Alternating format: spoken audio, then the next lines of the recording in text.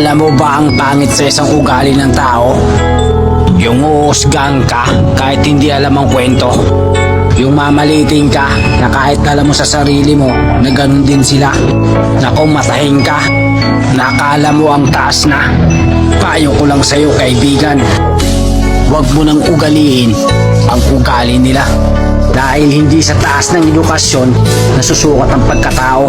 Mababa man ang pinag-aralan mo, kung marunong kang rumespeto, daig mo pa ang edukado.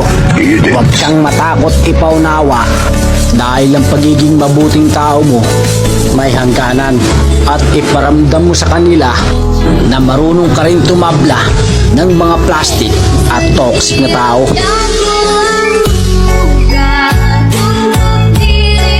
Beats. Beat it.